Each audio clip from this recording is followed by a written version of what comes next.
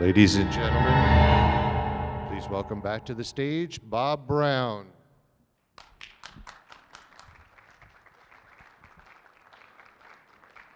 Thank you. Welcome back, class. Ralph Ring is a brilliant, innovative technician who, as a young man in the late 50s and 60s, worked very closely with Otis T. Carr. Now, with the aid of his small team, Carr, who himself was a protege of the great inventor Nikola Tesla, built a number of flying discs, and they worked. In a dramatic experiment in 1959, Ralph co-piloted a 45-foot disc at a distance of 10 miles, and they arrived at their destination virtually instantaneously. Now, for today's presentation, Ralph will be joined by his wife, Marcia. And Ralph and Marcia will be on the dais at the immediate conclusion of this introductory video. Buckle up.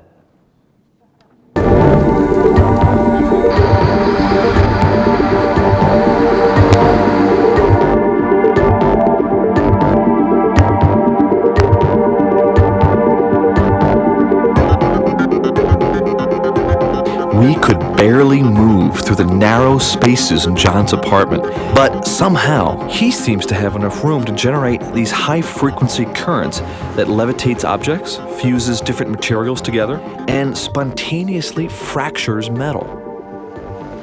According to John, the Hutchinson effect occurs as a result of combining radio waves and high-voltage sources, such as Tesla coils.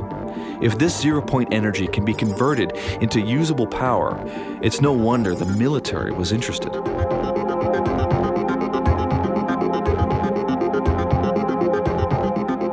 We needed to find another person involved with zero-point energy. My research led us to Las Vegas, Nevada, to a man named Ralph Ring, a gifted and intuitive researcher and developer who helped to build and test pilot flying discs in the late 1950s and early 1960s.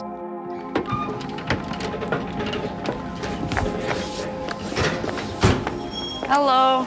Well, hello. How you doing? How are you? Dominique. I'm doing fine. Welcome. Thank you. Welcome to Las Vegas. Thanks. Thanks for coming. Come on in. Yeah, sure.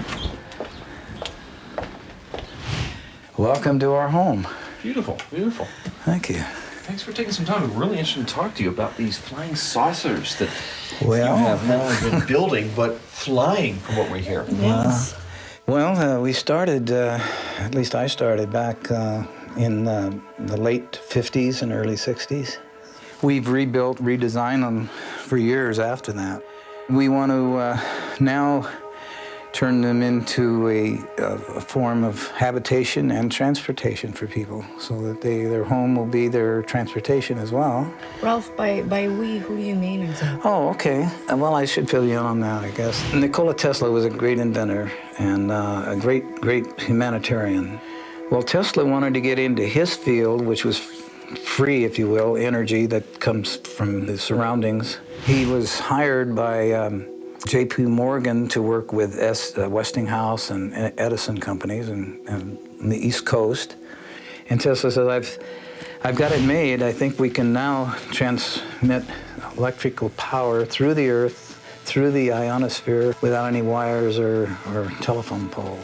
If you gave a device, like a free energy device, a generator that would service all their needs in their home for free, they could then bring out their creative talents, which they were born with and have been suppressed because they've had to toil for a living. They could be tremendous artists beyond our dreams, tremendous engineers beyond our dreams. J.P. Morgan was not buying it. He said, no, we're going to have to tear this stuff down. So Tesla kind of pulled back into himself and decided, well, I guess it's not time for this.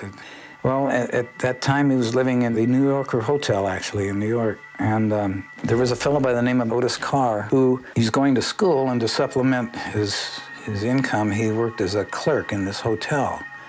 And Tesla and him became acquainted, and Carr was a sponge. He loved science in every way, shape, or form, but he was a natural science. He believed in the same thing Tesla did, that There's no limits to natural science, and everything should be on a simple level. Tesla said, they're not interested in my time. I want you to take everything I can teach you and go in your time and see if they'll listen to you. And if you don't make it, you're going to have to pass it on, because at the rate we're going, we're on a self-destructive course. Carr said, I will, and he got his own lab started and started really getting into a lot of free energy devices and building them. So he built a spaceship? Mm-hmm. He's building small spaceships then, and he had different sizes, different models. So tell us how you met Otis Carr and how you began working with these flying saucers. There's a company, Dance Kinetics, in Costa Mesa. That's where we were living, in Costa Mesa, California. And they're looking for a research and development laboratory technician. They gave me a job, they put me in the research lab, and I was inventing ideas all day long. I just loved it because I like to invent simple ways of doing hard things. And was Otis Carr working there too? No. I told some friends about this and what I was doing, and he said, well, come to our group. We've got a group here called Understanding. It was created by a gentleman by the name of Daniel Fry in California. We could talk about things that were unlimited, not limited. I said, my mission is to see that we have habitation and transportation in one vehicle. And he said, well, you sound like a guy that's back east getting in trouble right now. His name is Otis Carr. And he put in a patent for a levitation device, and they wouldn't give him the patent. He said, you've got to pull that levitation out and anchor it on the ground, and we'll give you a patent on an amusement device. You cannot use levitation. They brought him out to California. They said, here's your lab. It was all built. It had living quarters. It had machine shops. That's where you did most of your work, I imagine. And this is where you guys worked on the spaceship. Mm-hmm. Yeah. How long did it take to develop this craft? Day and night, 24/7, we were building these small prototypes.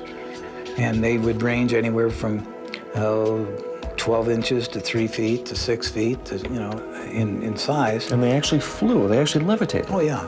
And what was the source of the power? Well, it was magnetic in nature. And you were actually building these for people to sit in. I mean, not just models. These were prototypes just to prove what we wanted, and then graduate up to where human habitation could get on board and operate them. If you could explain to us very simply how this device, how these craft work. In those days, we had counter-rotating wheels, one going clockwise and another going counterclockwise. We had a capacitor, we had small magnets, and we had what's called a Utron. It was a double tetrahedron. That's 2 ice cream cones put with the open ends together so that you have a diamond shape. And we had 12 of them around the periphery of the craft. And we had magnets, horseshoe magnets, 12 of those around the craft. So when you started rotating and counter-rotating, as these Utrons went through the field, they would act as a generator and a capacitor in themselves, and they would generate a lot of power, not necessarily electrical power, but vibrational power. When you get to the resonant frequency of your surroundings, it cancels everything out. It goes to a 0 point. And once you've reached 0 point, then you can go anywhere you want. And you have your own force field around the craft.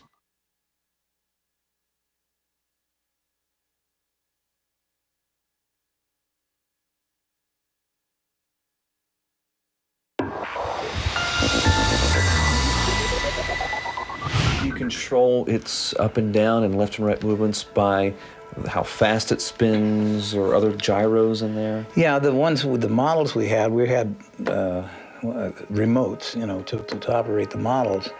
But when you get up into the larger craft, it's not necessary, because everything then, as Carr was explaining, the difference between the brain and the mind is synergetic. You operate the craft like it was a friend. It's like it was a living thing, because connect with the craft. Yes, and that's the only way that our particular craft would work. There was a mental interface? Yes. So it's kind of like the thoughts carry out a vibration as well, and you have to go in harmony with the ship. So some sort of morphogenic field was created, perhaps, some sort of almost living field. Yeah, absolutely.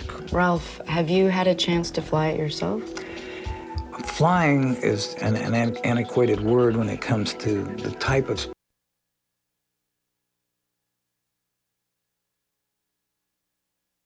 spaceships that we were operating, because they don't conventionally fly. Or levitate. They levitate and they teleport.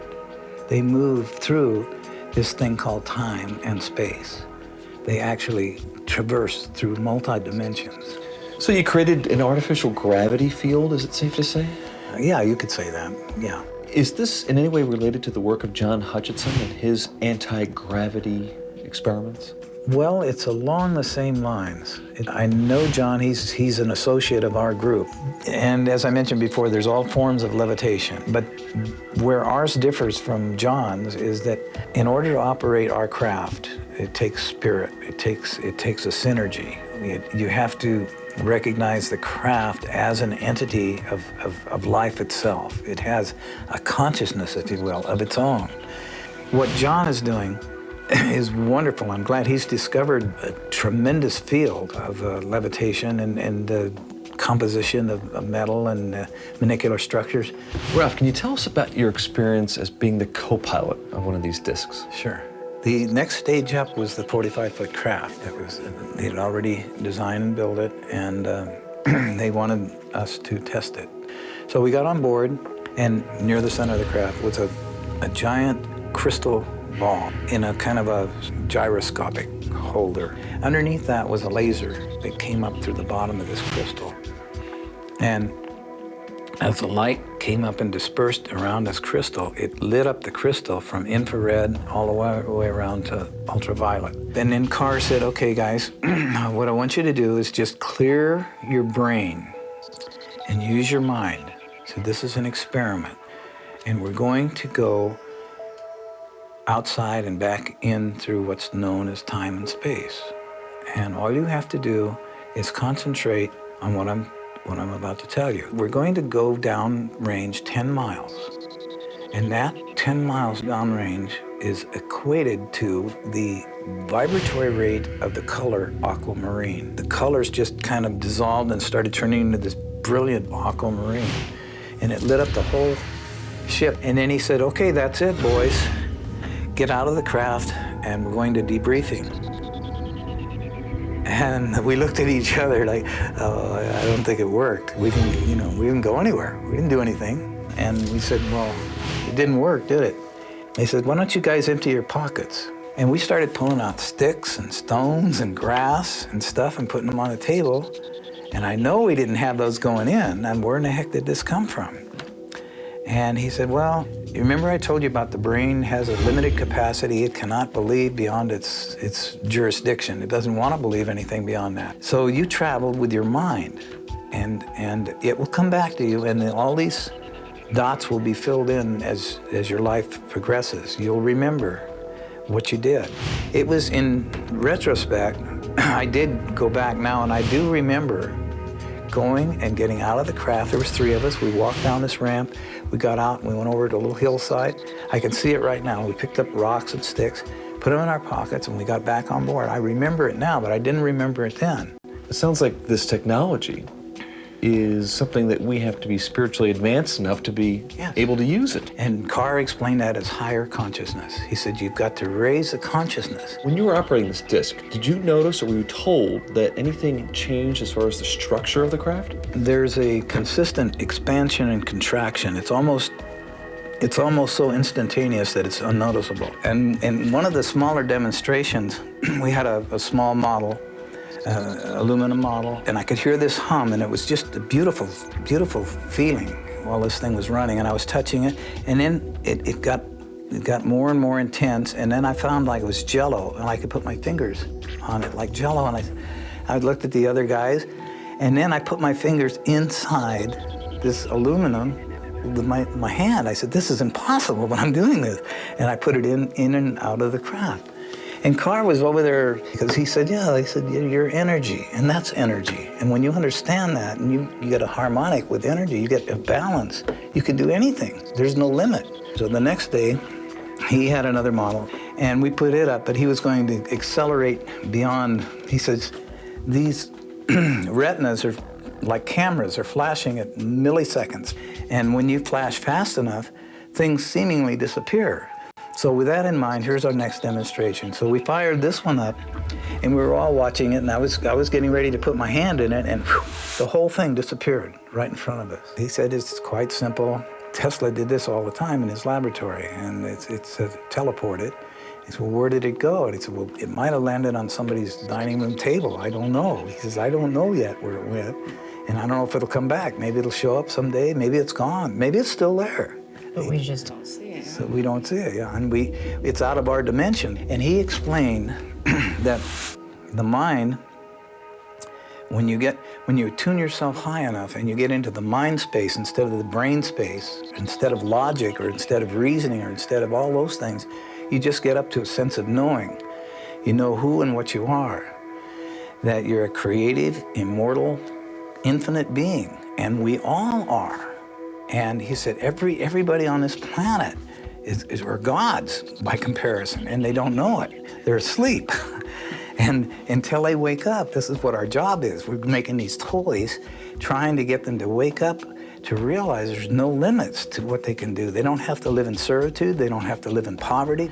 They've just been told that by people that unfortunately want to control things. Carr explained to us that the brain that we have operates this water vessel which we live in. But the energy that inhabits the vessel is who and what we are. We are energy, we're not bodies.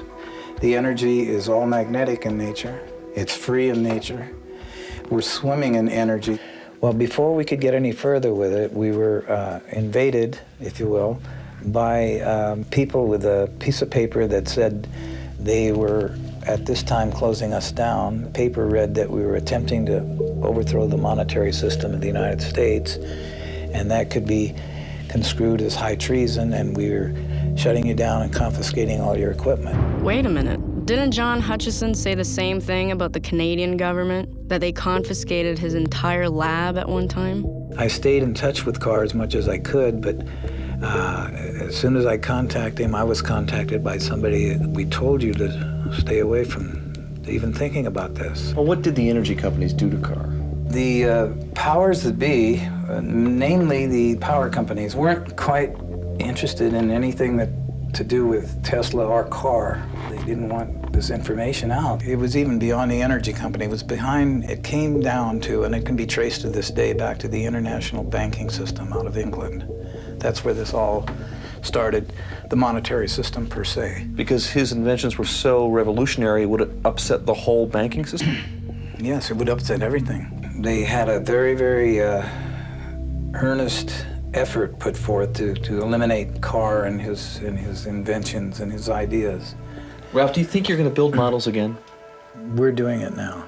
We have pods related to research facilities all over the United States, because I'm getting a lot of help, a lot of support. And there's people like me, people more brilliant than me that are involved in it. And we're waiting not for the crafts, because they're waiting in the wings. The crafts are ready now, but we're waiting for the consciousness of the people to raise up high enough and to start accepting these gifts that we want to give to them. Well, hopefully that's changing. And hopefully in time, we'll see people flying around in these crafts of yours. Absolutely. We're going from the Flintstones to the Jetsons. Jetsons. Yeah, Ralph, thanks so much for talking to us today. Well, you're quite welcome. Extraordinary. It's been my pleasure.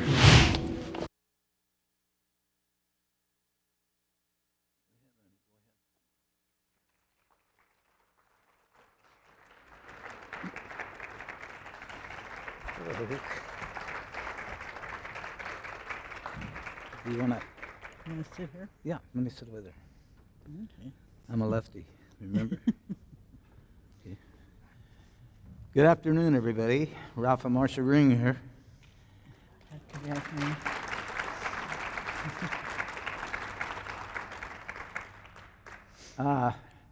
Before I get into questions and answers, I would like to explain a few things to you. Marcia and I have been teammates, buddies, best friends, spiritual and brother and sister mates for 35 years, right? About 35 years.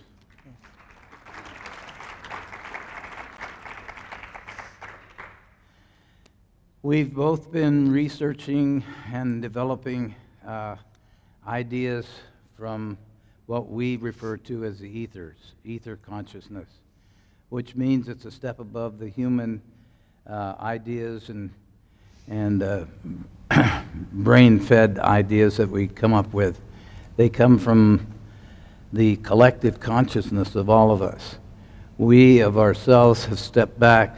Marcia and I have no longer, even though our images appear to be real, and I hope they are right now, we're kind of invisible. We kind of step aside and tune into the collective consciousness, which is all of you. You are a part of us, and we're a part of you.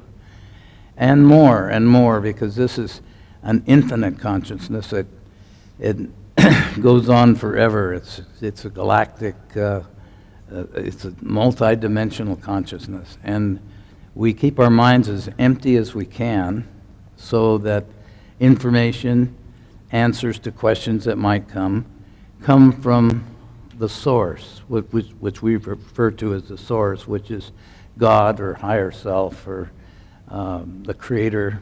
It's known by different names, but it's all basically the source.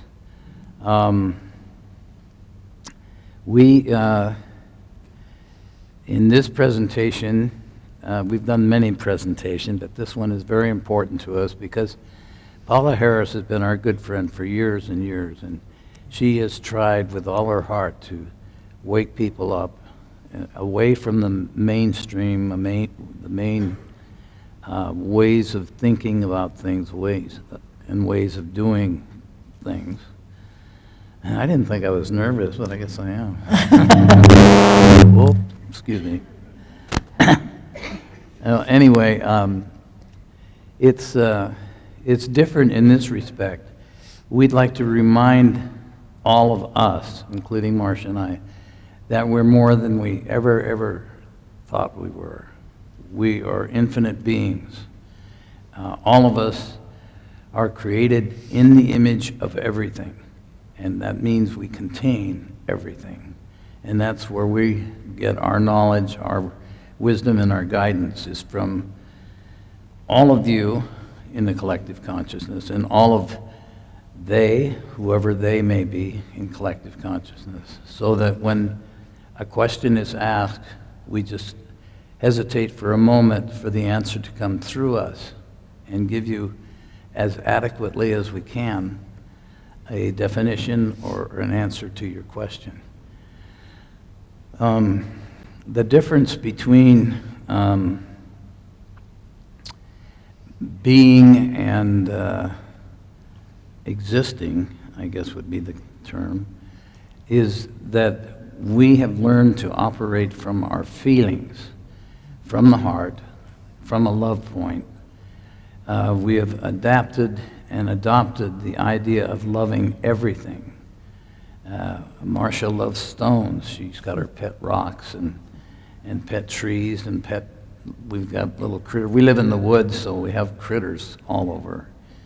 And we've expanded that out to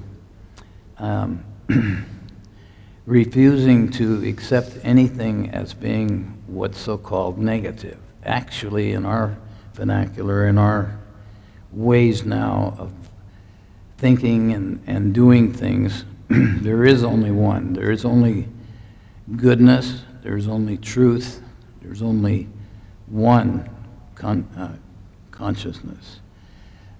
It seems to be two in a linear, third-dimensional XYZ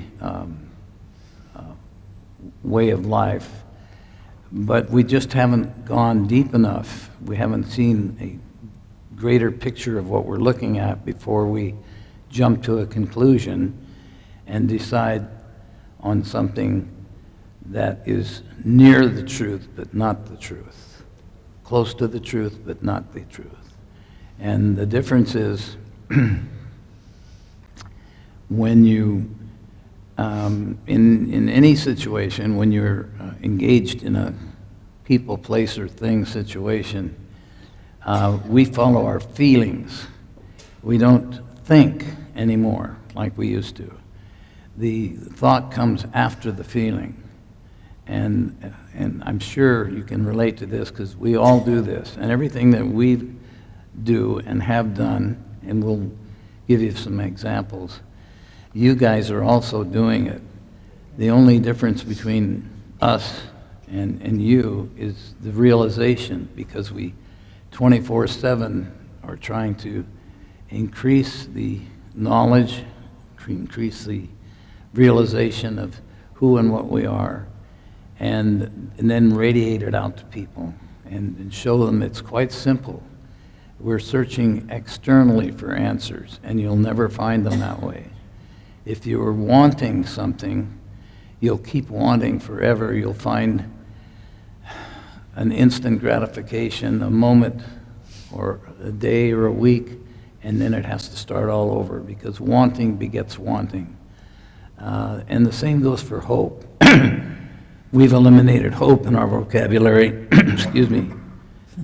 We've eliminated hope in our vocabulary because we don't hope anymore. We are now set of a very simple formula. It either is or it isn't in the moment. The same as we've divorced the idea of past and future. We just live in this moment.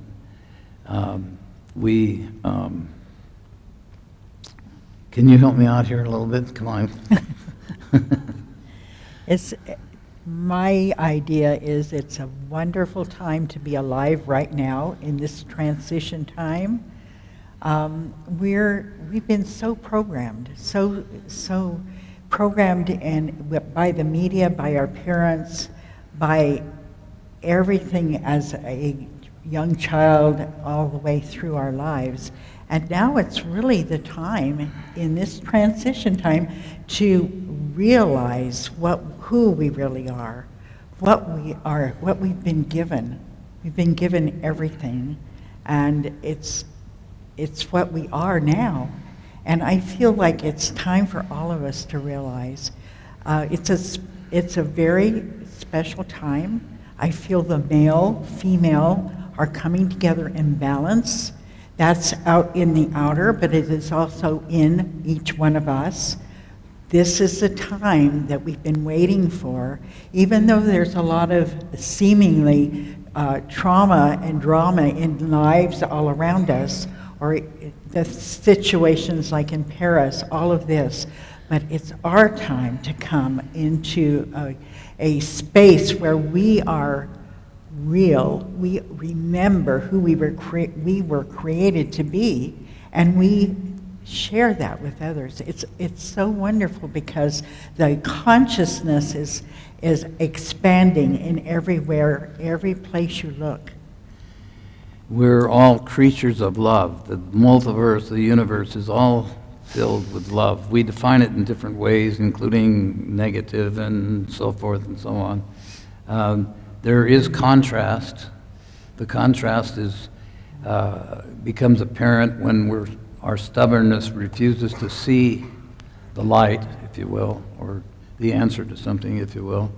Then the contrast starts. You'll be bugged by yourself or your friends or society itself until you get nudged forward to the next step in your journey.